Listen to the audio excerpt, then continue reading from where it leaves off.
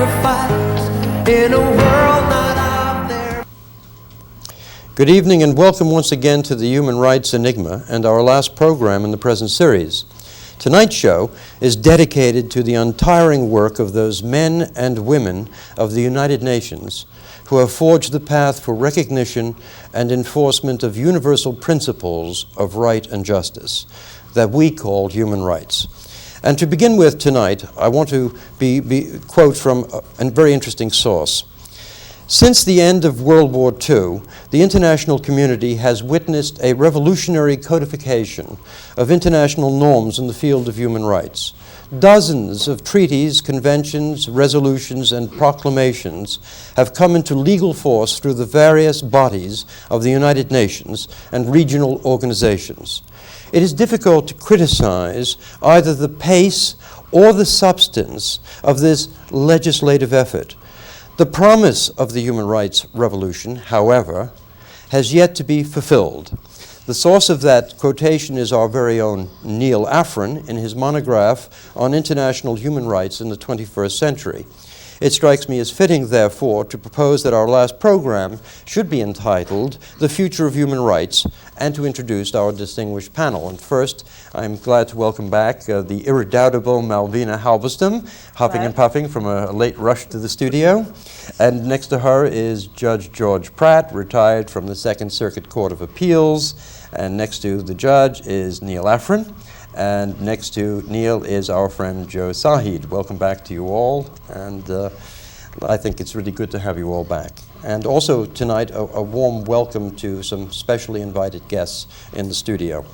Neil, since I began with a quote from your work, let's put you on the spot. Let's start with you. And you seem to take a rather pessimistic view overall of at least the U.S. recognition and implementation of international human rights law. Is that so?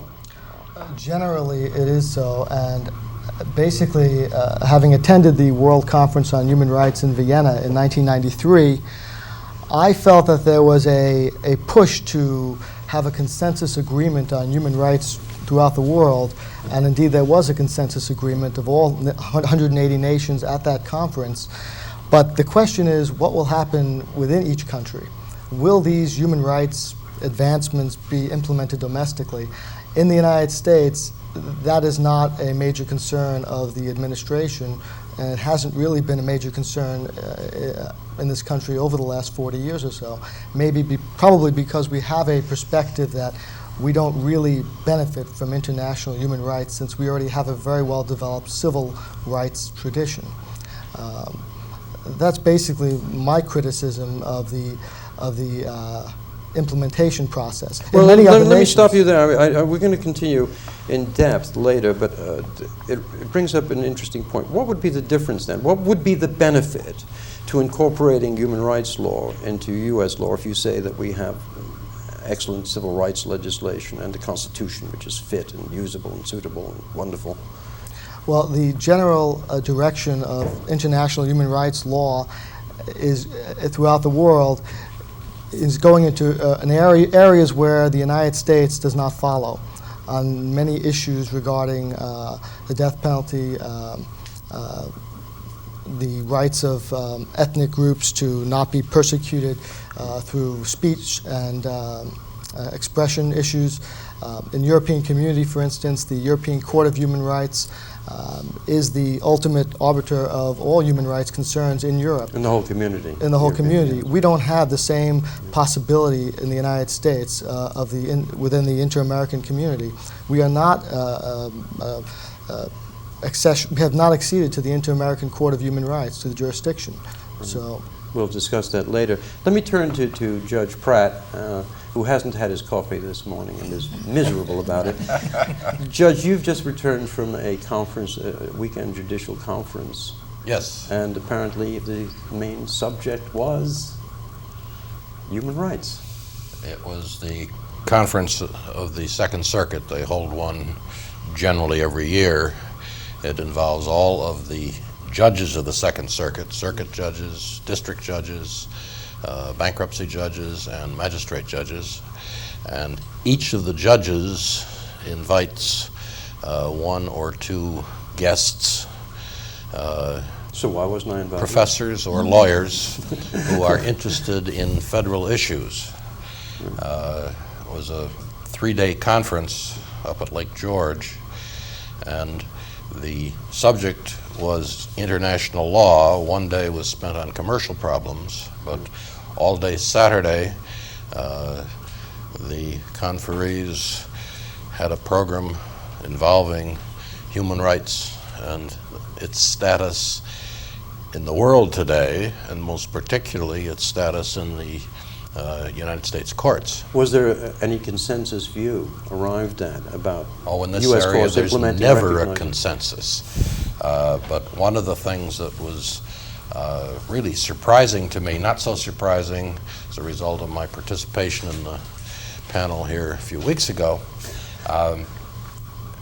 but there has been far more recognition in various cases around the country of rights based on the concept of international human rights, far more recognition than the average person would assume based on what you read in the newspapers and even what you read in the advance sheets. Well, that sounds like good news. Malvina, let me turn to you because you've often espoused a position, it seems to me, and I hope I'm not wrong, that argues that the U.S. has been reticent to ratify human rights instruments and has imposed a set of immunities through such Foreign Sovereign Immunities Act, Act of State doctrine, which seems to put it in conflict with this notion that there is international human rights law.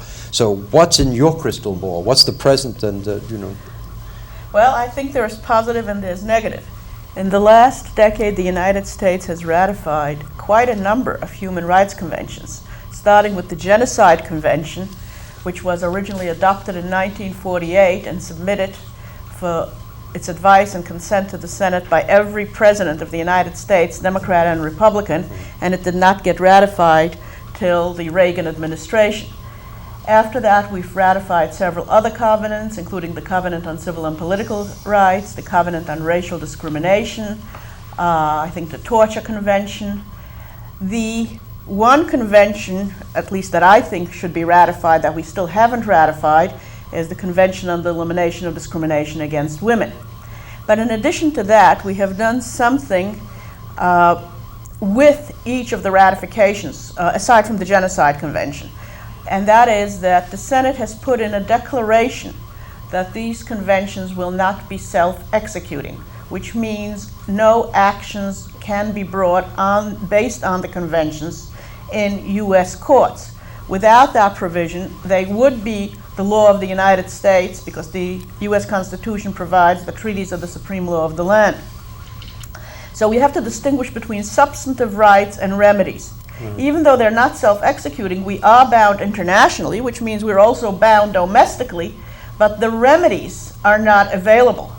And I think what should happen, and hopefully will happen in the next couple of decades, is that those reservations or declarations making it not self-executing will be withdrawn, and they will be enforceable in U.S. courts, and that's terribly important because there are very, very few places in the world in which an action can be brought for violation of human rights right now. There are a couple of international courts to which not too many people have access, and those courts, with the exception of the European Court on Human Rights, don't have the means of getting their judgments implemented, whereas U.S. courts do.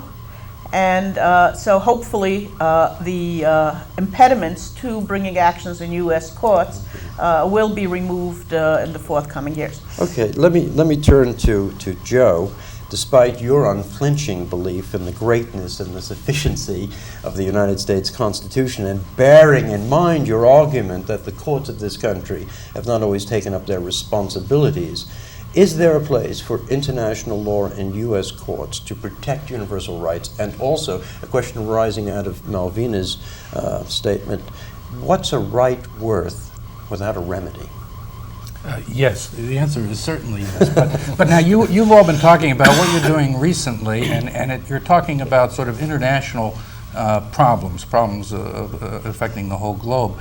And I wanted to, I've been spending my time recently thinking about New York City, and how The microcosm. how the human rights problem comes to haunt us on a daily basis.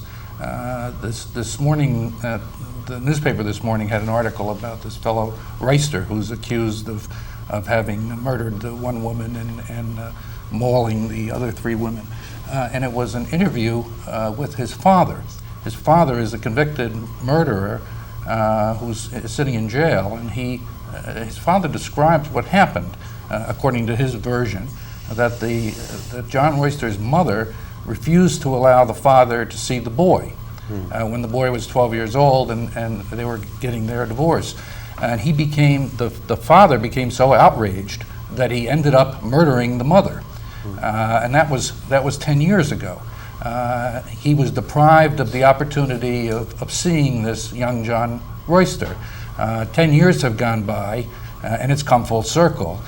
He described how the boy was upset at the mother for having put him in a conflict of interest position.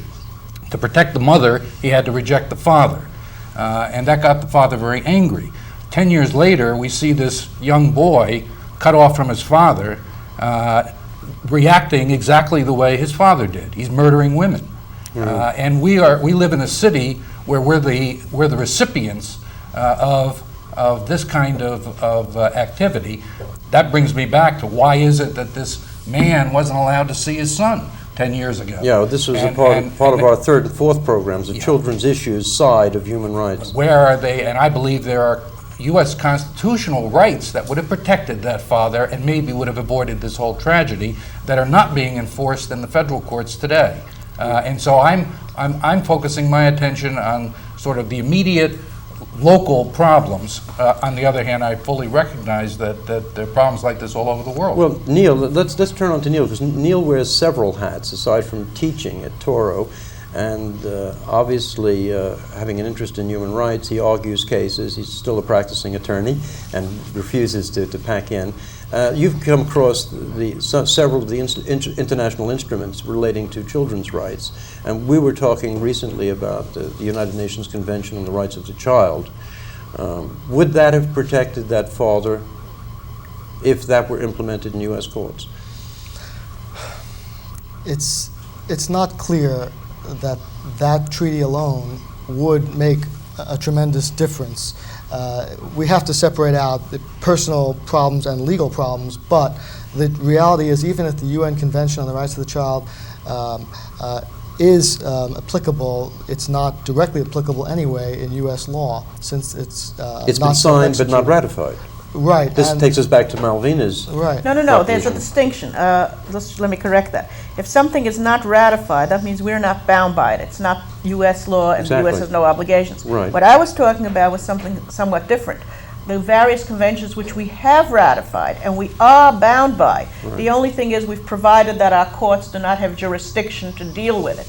The rights, remedies, distinction. another interesting in twist. one case, there is no right at all, and in the conventions I've been talking about, Right. the rights are there. We just haven't given access to U.S. courts. And I think that's a very major distinction, because once you have the rights, the next step is to create the remedy.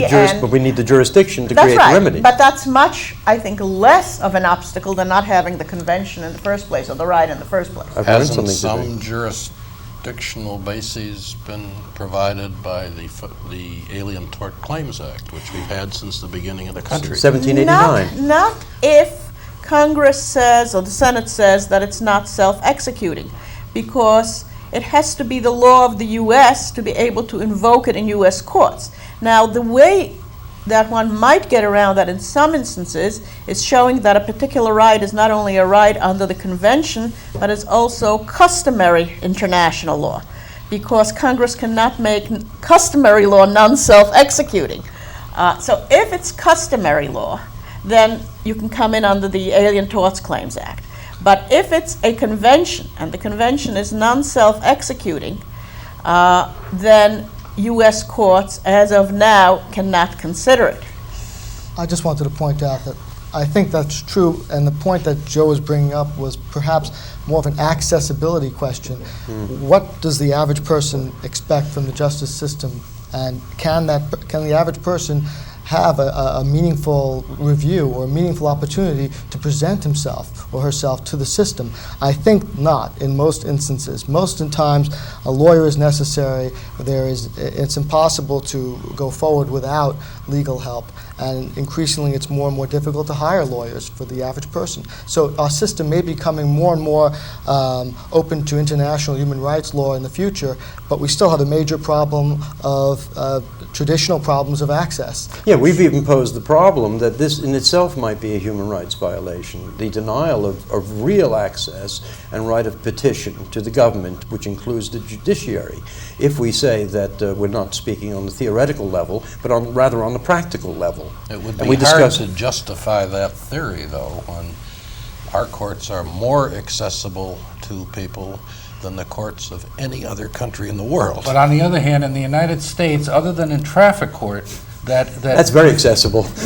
men in domestic relations battles in the courts are most likely to be not represented by a lawyer. The reason being that they end up not being able to afford it.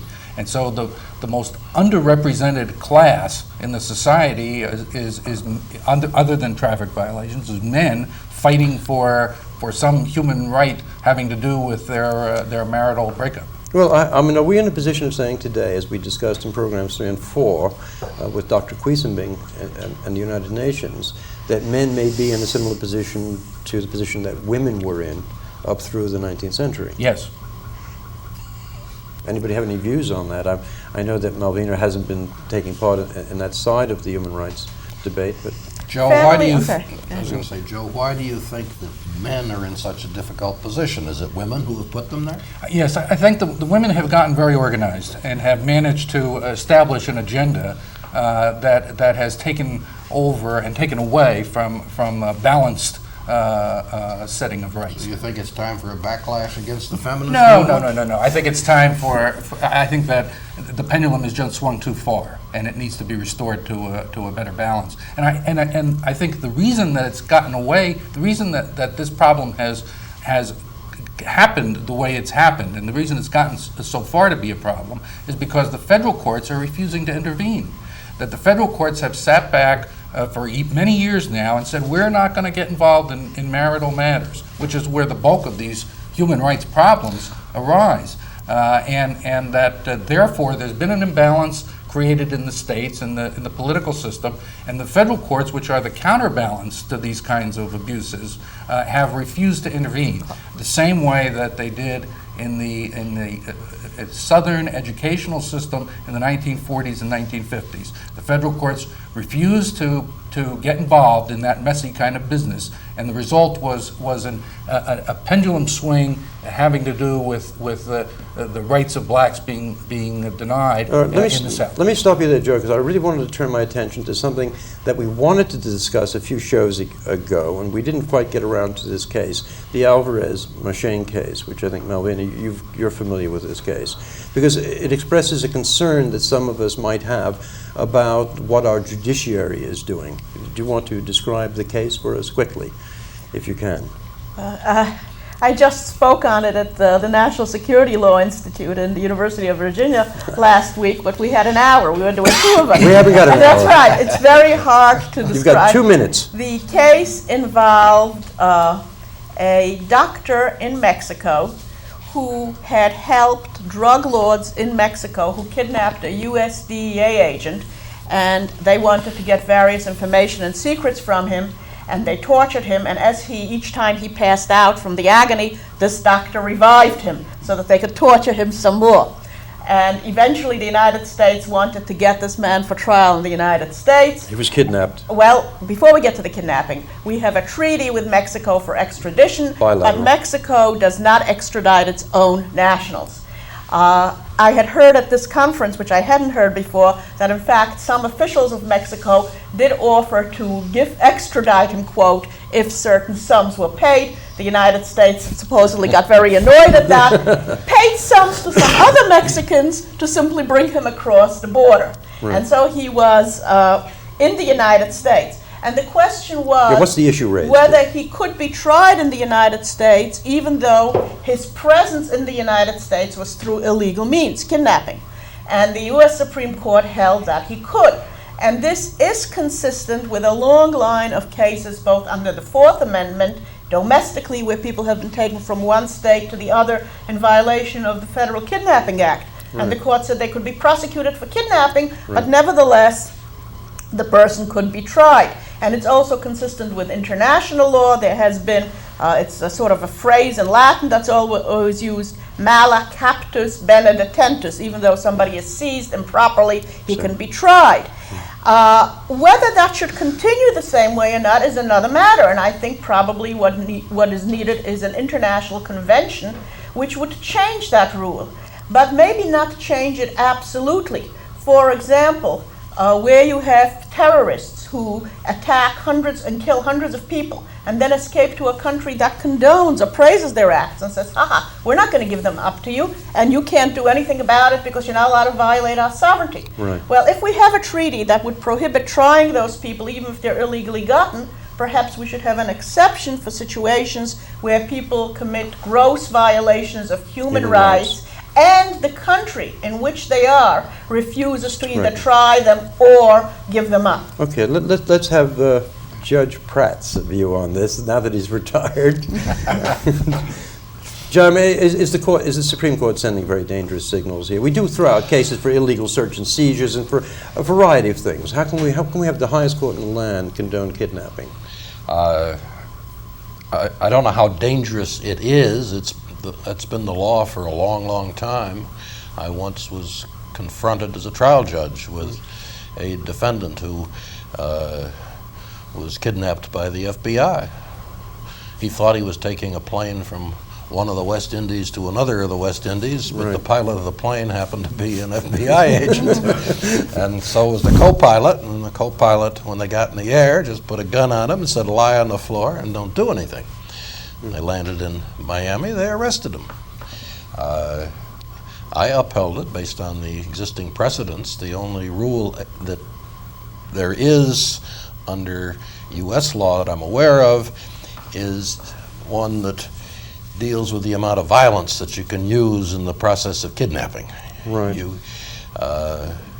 We had a case out on Long Island involving someone who was kidnapped, I believe, by Peruvian police, may have been Bolivian, and then turned over to some FBI agents. And he was very badly abused, but the finding was it wasn't done by the U.S. people, it was done by the South American people, and therefore there was no reason not to try him for the crimes that he had committed in this country before he fled. Well, let me just ask you one final question, because we're running short on time. Do you foresee a time in the near future when U.S. citizens, as litigants, will be able to raise all of these human rights issues under these, multitudinous treaties in U.S. courts? Are we approaching that hour? Not nearly, not closely. You say 25, 50 years from now? Very likely. I mean, the world is getting smaller and smaller. Let me stop you there. Now, as this is the last show in our current series, we thought we'd try a bold experiment, and we have on hand a very specially invited studio audience, naturally, erudite, dispositive, curious. Also, they're not so bad looking. Thank you, Malvina. So we're going into symposium mode, if you will, and we're about to take some sharp and positively nasty questions or comments. He says, well. And first we have... Is it Lori? Can you Lori. Give us your full name? And Lori Epstein. Right. Lori, have you got a question or a comment? I have a question for Mr. Sahi. And my question is, what exactly do you mean when you say international law favors women over men? I was actually talking about U.S. law, but I suspect that the situation, I don't know what the situation is around the world. I do know what it is in the United States, and especially in New York.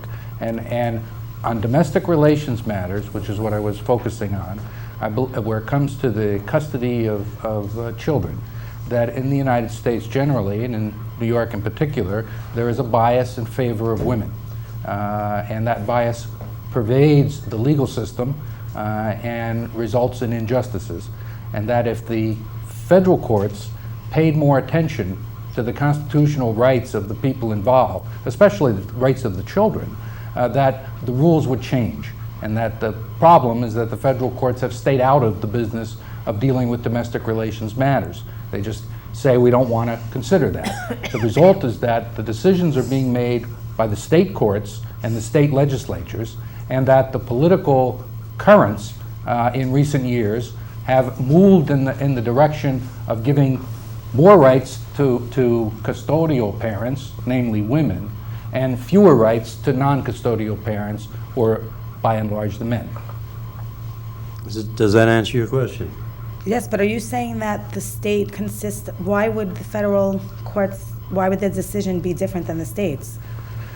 Because for the same reason that in the South in the 1940s, before you were born, blacks weren't allowed to go to school with whites. And the state system upheld that because it was the politically motivated thing to do. When the federal courts got involved, the federal judges come from a different point of view and have a different agenda in mind. They are appointed for life. They're not subject to election. They're not subject to the same kinds of political pressures that state judges are often subjected to.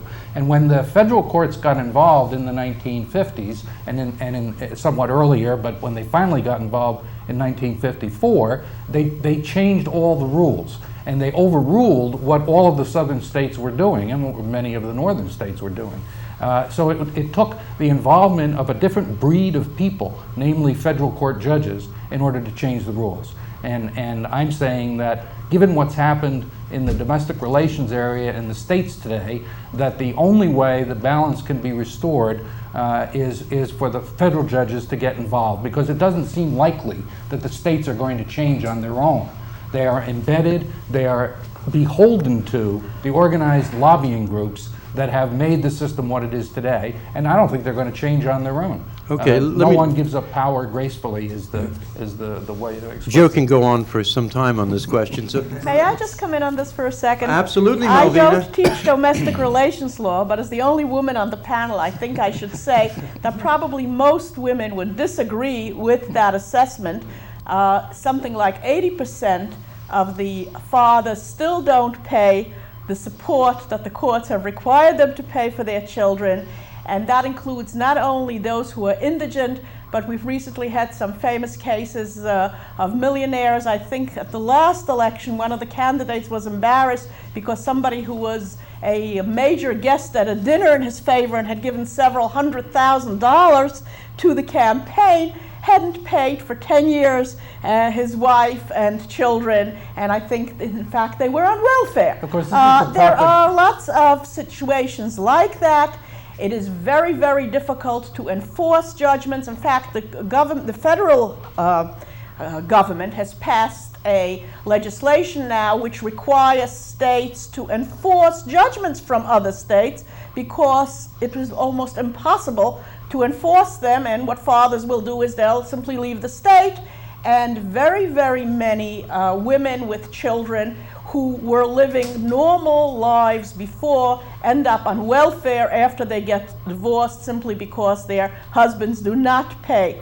Now, the system is bad, there's no question about it, and it needs changes. But since you don't seem to have anybody else here on the panel that deals with domestic relations from the other side, I thought I should just say that is not a generally accepted view. No. I think I'd like to leave that there. Let Malvina have last word on that, except for me to suggest that if there is a federal interstate custody act, I think that some of these problems would disappear because the federal government has, by federal statute, now interceded in the child support side of things. Why does it now not intercede on the part of those who seek to have their rights with children? Let me take another question. You are? My name is David. I'm from New York City.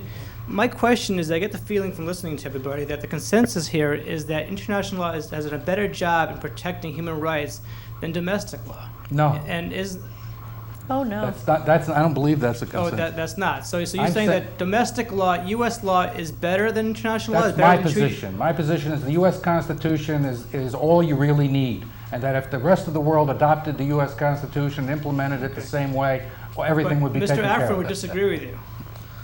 I would disagree. I think Right. that international human rights treaties go well beyond the Constitution in many different areas, and that if they were to be implemented around the world, it would be a better system than using the U.S. Constitution. Okay, does that answer that question? Can we go on to take another question? You are? Bill from New York City, and I have, and on a similar vein, I feel that the courts, and talking again about the local courts, are really taking away some human rights in the sense that we've developed, in the state level at least, a system in which people can use the courts and abuse the process by making false accusations, and by making these false accusations can essentially affect dramatically the lives of other people. And what I find is that is happening is that there is no accountability for not having sufficient proof of these accusations, that the courts are acting locally to deprive people without any accountability for how the courts are acting, and there's no penalty for a person bringing these false accusations. So I'd like to know what can be done to make the local courts more accountable for their actions in taking human rights by virtue of not doing a good job of due process.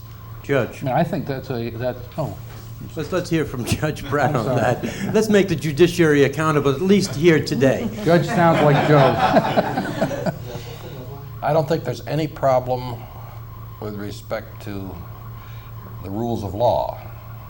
They are in place. The problem is one of application and enforcement, and it really comes down to one of resources.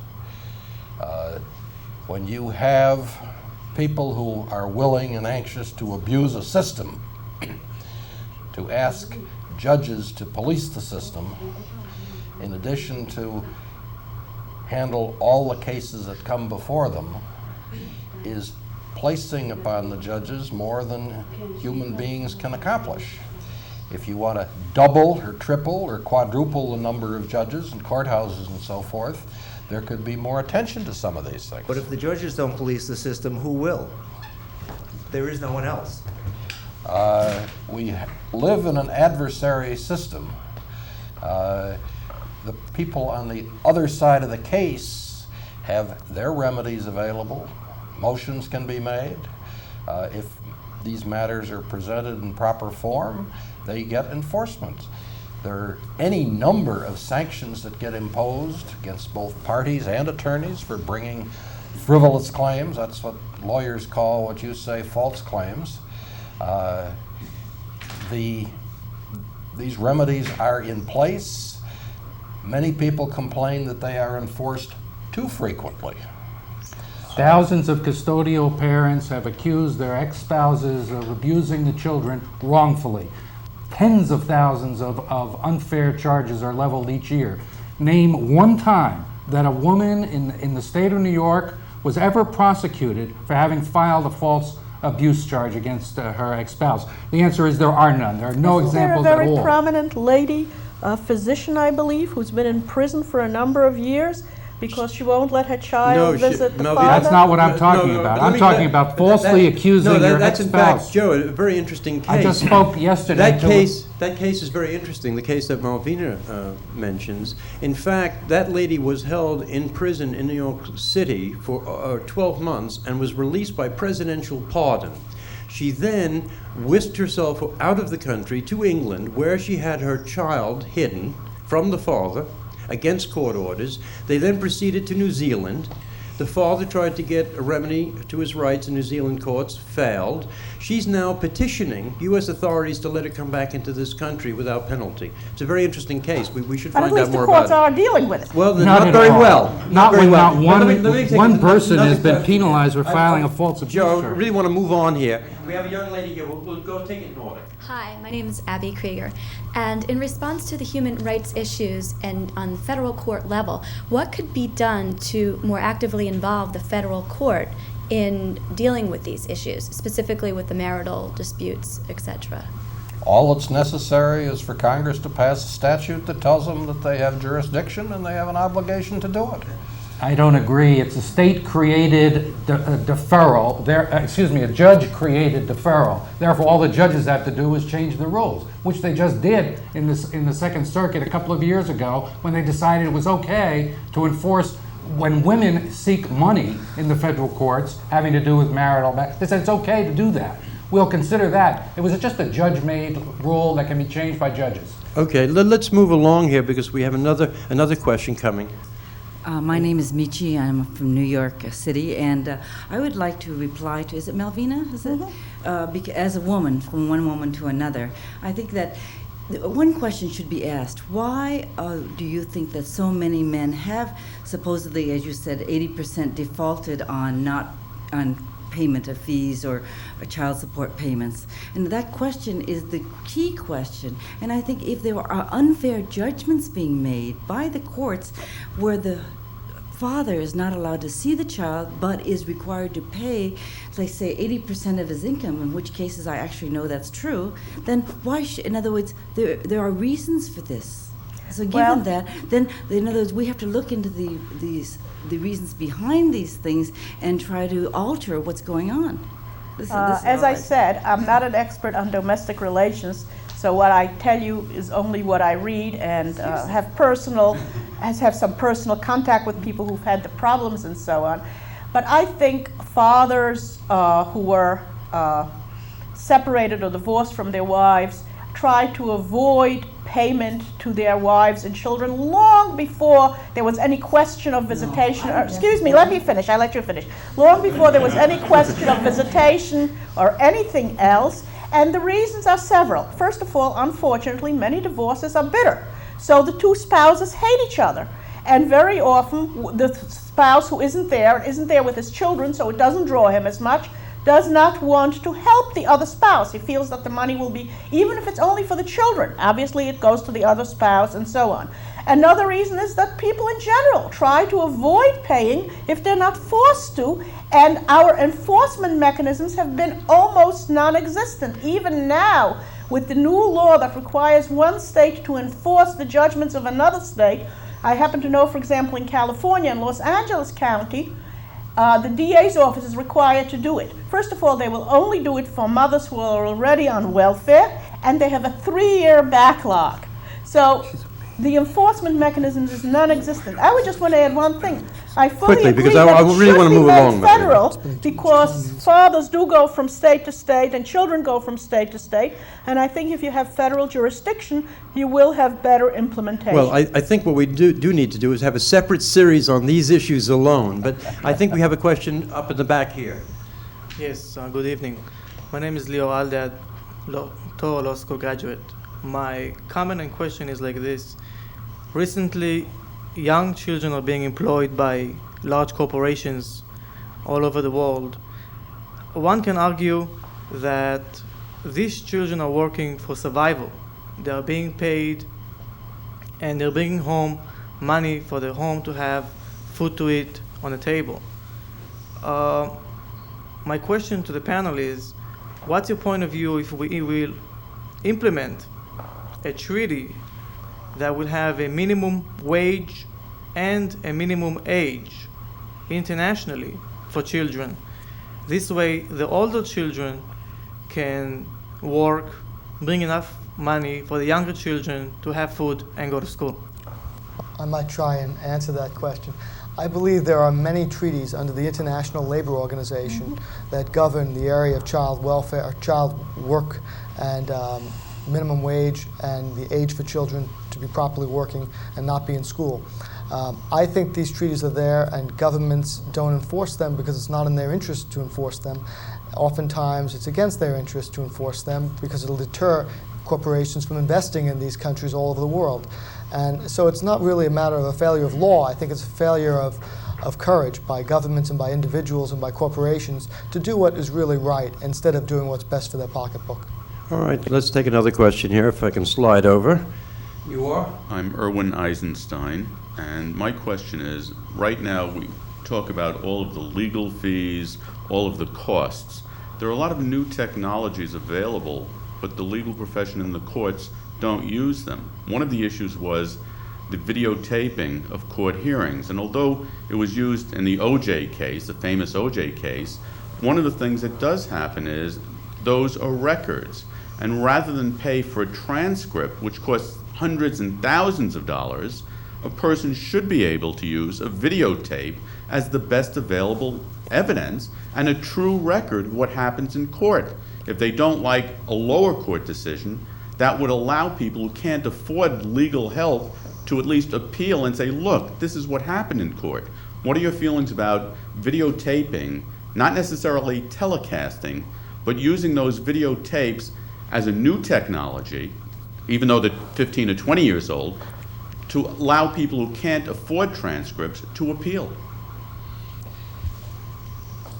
In connection with reviewing a record on appeal, if the only record you have is a videotape, there are severe problems that are cast on a judge. How does the judge review the record? Does he sit and watch the entire videotape of what happened and use the entire time that the trial consumed? Are you going to say that you're going to use expediency? If I were to tell you a judge says, sit down, and on the transcript it says, sit down, it doesn't show the waving of the hand, doesn't show the inflection of the voice, doesn't show any of the communications that are given that are non-verbal communications that may appear, never appear on a transcript, can you say a judge would be able to judge that particular instance fairly? I've heard judges indicate that we don't want to see, because if there's a racial issue, I don't want to have to say I'm doing this because a person is black. And the answer is, if judges say this, and judges are saying we're only doing it because we don't want to deal with this, are judges functioning fairly?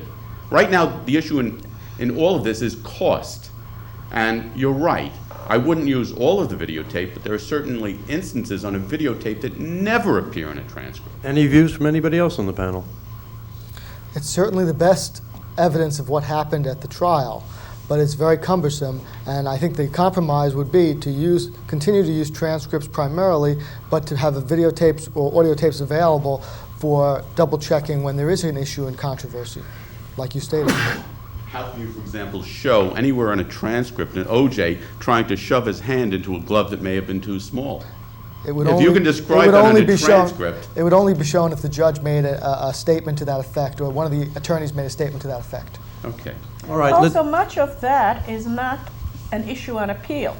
Much of it is a factual question for the jury to decide. And all that the appellate judges need to have is things that raise legal questions. Appellate judges don't make factual decisions, usually. What about trials that don't have juries, like domestic relations Well, it doesn't matter. cases? It's still it's the trial judge then is the finder of the facts. The appellate court usually doesn't have the authority to make changes on the findings of fact. There is very rarely in domestic relations an ability to pay hearing. A judge will say, she said he's earning so much, fine, let's grant them this much in child support. You raise the issue of 80%. Now the question is, what would a videotape do that for you? Fine, but the we're issue dealing is now a with your judge, issue about videotaping. what it I don't will understand show is the judge does not have an ability to pay hearing, is throwing someone in jail because they can't pay child support that they never could have paid. I've seen judges say to someone... Yes, I believe you, but why do you need a video for that? That would well, come the through on a answer is because, transcript. first of all, most people who are in domestic relations cases, first of all, aren't allowed to speak. The judge will use signals to say, sit down, or quiet, or I'm going to cut you off. Well, I think we've made the point, so I think we're not going to solve that one today. Let's just move along. We have somebody else here at the back row. Yeah, hi, my name's Marty Nadoff. I'm Director of Psychotherapy Resources. I'm a psychoanalyst, and so I guess I am an expert on domestic relations to some degree. I think that I don't know much about law, so this is not really my area, but and I'll probably be a fly in the ointment here, but I think an important issue here is what the actual focus, what actually represents human rights here. In domestic relations, to my mind, it's the child. If there's a child involved, it's the child's rights that are most important and take precedence over the adults. And for example, in the case that Joe cited, where this young man committed these murders, and he's saying because he was deprived of his father, psychologically you could make a case he did these because of his father, and that most crimes that are committed and abuse that is done by adults is an identification with a faulty parent. And we don't know what would have happened if this father had been in the home. Maybe he would have murdered the mother and the son at some point. We just have no idea. The point I'm trying to make is that you have to be very careful in saying what what are human rights? For whom? Is it for the adults or is it for the children? And I think That raises a good generic issue about the balance, the balance and checks of what are your human rights as against my human rights. This takes us back into another area.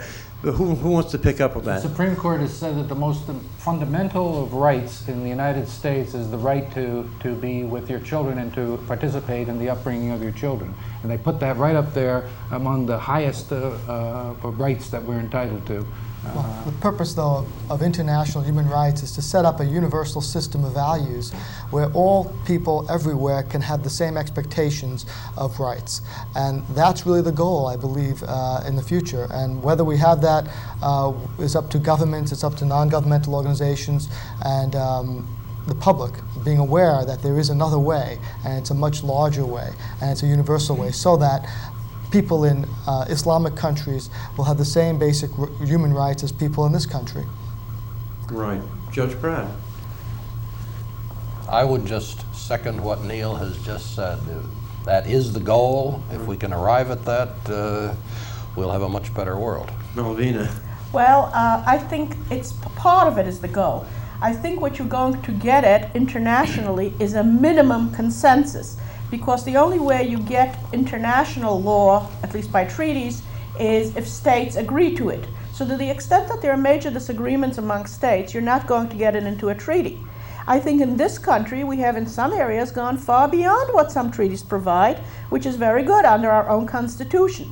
So I think as Americans we're very fortunate in that we have a two-tier system. We first of all have certain rights under the U.S. laws and the U.S. Constitution. And I think in that respect we have, and I agree with Joseph in that case, probably more rights than most people in most countries. And in most instances, notwithstanding our faulty enforcement system, they're enforced better than in most countries in the world. In addition, there are some international human rights which really at this point deal with the most egregious violations of human rights, because those are the areas where everybody can agree. For example, I don't think you would have a treaty at this point dealing with custody. In some countries, custody goes automatically to the father. In other countries, it goes mainly to the mother. They have completely different values. We're not up to that at the international level, and I'd be perfectly happy to first see at the international level enforcement, agreement on and enforcement of the really major violations like torture of people, killing people without trials, putting them in prison for years, which is what the international community is up to at this point. Well, even the civil and political rights, that everybody should have a right to vote. Now, we've gotten very far in that respect. I mean, if you compare the number of countries in which there are now free elections, whether perfect or imperfect, as opposed to what that was 50 years ago, it's staggering. And at least it's accepted that there should be a right to free elections almost universally. So we've made great progress on the major rights. On things like custody and so on, and domestic relations, I think you should get them enforced under U.S. law, and if you find the U.S. law lacking, you should get that changed. Okay, let's take another question up here at the back. I agree with you, but my question is, who will enforce those rights? And if the answer is the UN, is the UN strong enough to enforce the rights? And we definitely saw that the UN wasn't strong enough in what happened in Bosnia. You want me to answer? The UN has very little ability to enforce rights. You have to realize the UN itself is the creature of a treaty, the UN Charter. And that charter gives it almost no enforcement rights, with the exception of one area. That is, if the Security Council finds that there is a breach of the peace or threat to breach the peace, then they can make that finding and they can impose various sanctions. But that's very limited. The General Assembly has absolutely no enforcement rights. All it can do is pass recommendations. Neil? The UN has served as a encourager for governments to enforce human rights norms in their own countries. That's about the best we can hope for from the UN. But we can strengthen the UN's commitment to that by giving it the resources it needs instead of making it work in a way which is completely unacceptable. And one problem we have, of course, is the U.S. commitment to the UN resource-wise. That could be improved, and that would be a great step forward for the U.S. All right, let me pass it over here. May I just add one more point to that, because I think it's very important. What has also happened is that under a lot of the conventions that have been adopted now, like the Covenant on Civil and Political Rights and the Racial Discrimination Covenants, those conventions set up special committees, and different conventions give them different authority. But under some of them, one state can bring a complaint against another state that it's violating human rights, and under some of them, even individuals can bring complaints. And if that mechanism gets expanded further, there will be more possibility under the, not by the UN, but the UN system that has been created to implement and enforce human rights. Does that answer your question? Yes, thank you very much. Okay. The UN is a very interesting organization because the charter is very idealistic. But in reality, the UN has taken stands that are sometimes contrary and very contrary to human rights.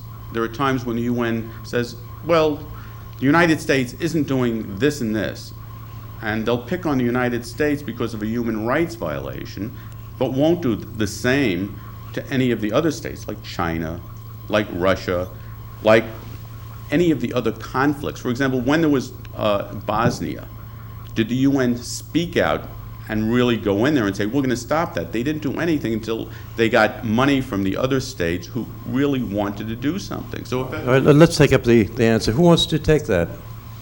I have a volunteer. The UN is a collection of states. And under the Charter, it can only do what the various states ask it to do. Moreover, again, the General Assembly can only make recommendations if a majority so decides. The Security Council can, in certain instances, pass resolutions that are binding and that can be enforced with sanctions. But there are a limited number of states who are members of the Security Council, and as you probably are aware, some of them have something called the veto power. So unless the 5 permanent members agree that something should be done, it cannot be done, because if any one of them votes against it, it does not pass on the Security Council, which is the only body that has the authority to make binding resolutions. Now, the General Assembly resolutions, even though they're not binding, do affect public opinion. So if you can get the General Assembly to pass a resolution, even though it's not binding, to do something that's important, that may have some further effects, but not necessarily enforceable rules. Okay, well, look, let me stop you there, as we've run out of time. Sadly, we've come to the end of the present series, and I hope that we've accomplished, if little else, we've brought human rights law and issues into public consciousness and into some kind of focus. It would, of course, be foolish and an arrogance of me to think that we've done much more than to brush the surface of these turbulent and exciting waters. However, we are proud of the fact that we've managed to hold these discussions without speaking down to our audience or reducing the arguments themselves to mere theatrical posturing. You know, people's freedom is often measured by their ability to communicate ideas, to exchange information, and to debate the issues of the day. And without programs such as this, we are all the poorer. Without pressure, lobbying, and public watchfulness, human rights will prove to be illusory, intangible, and impossible to fully implement. If our development as a species is to continue, it will be because we can break down the barriers that separate peoples, ensure equality, and control those amongst us who we choose to select as our leaders, representatives, and officials, and bring to bear a common, universal set of standards of human rights that will be our ethical and moral coda for the next millennia. It only remains to thank tonight's panel, Malvina Halberstam, Judge Pratt, Neil Afrin, and Joe Saheed, and to thank previous participants, Dr. Quisenbing and Elsa Stamatopoulou of the United Nations, Martin Flaherty of Lawyers Committee for Human Rights, Dean Howard Glickstein from Toro Law Center, and Manhattan Cable for giving us a time slot. From the Human Rights Enigma, I'm Stuart Ryan. Good night, Godspeed, and be ever watchful of your rights.